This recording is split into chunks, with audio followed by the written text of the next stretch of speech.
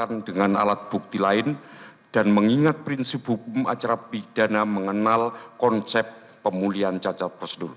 Menimbang bahwa penasihat hukum mendalilkan terdapat pelanggaran hak terdakwa berdasarkan pasal 65 karena penyidik tidak menghadirkan ahli yang meringankan sebagaimana dimintakan oleh terdakwa pada tahap penyidikan. Menimbang bahwa dalam konteks perkara akuo, fakta-fakta persidangan menunjukkan bahwa terdakwa mendapatkan kesempatan seluas-luasnya untuk mengajukan pembelaan, di mana penasihat hukum telah menghadirkan berbagai ahli yang memberikan keterangan menguntungkan bagi terdakwa. Semua ahli tersebut telah didengar keterangannya secara lengkap tanpa ada pembatasan dari majelis, dan keterangan para ahli tersebut telah dipertimbangkan dengan seksama dalam putusan ini.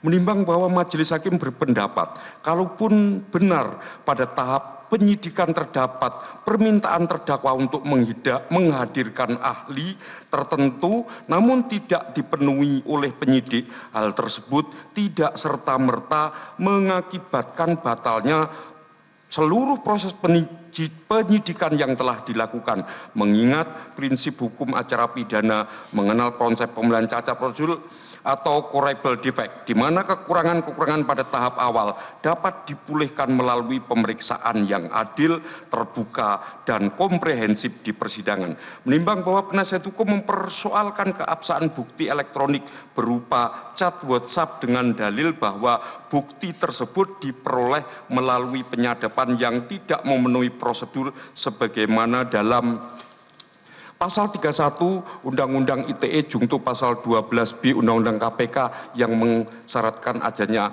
izin tertulis dari Dewas KPK. Menimbang bahwa majelis hakim mencatat adanya inkonsistensi fundamental dalam dalil pembelaan, di mana di satu sisi penasihat hukum mempersoalkan prosedur perolehan bukti chat WhatsApp. Di sisi lain, terdakwa memberikan penjelasan alternatif tentang makna isi chat, seperti klaim bahwa DP penghijauan adalah tentang program taman vertikal untuk ulang tahun partai.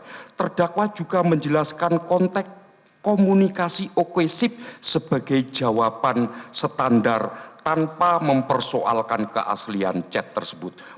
Menimbang bahwa inkonsistensi ini menunjukkan bahwa terdakwa secara implisit mengakui keaslian chat WhatsApp tersebut, karena seseorang tidak akan memberikan penjelasan alternatif terhadap isi dokumen yang dianggap palsu. Upaya memberikan interpretasi berbeda justru mengkonfirmasi bahwa komunikasi tersebut memang terjadi.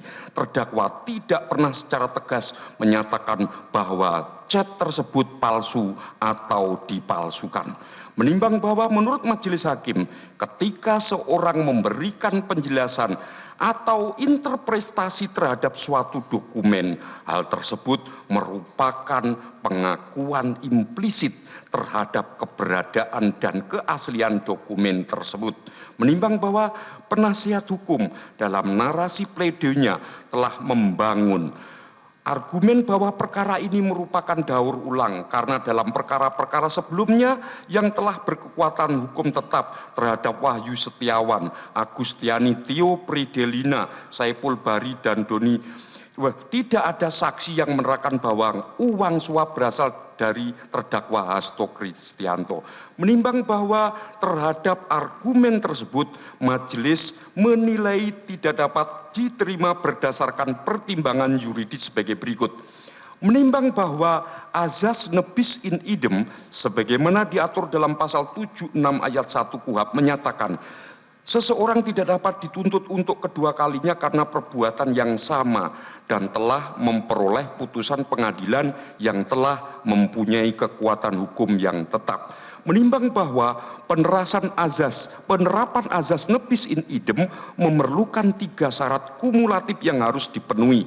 1. Idem persona atau orang sama.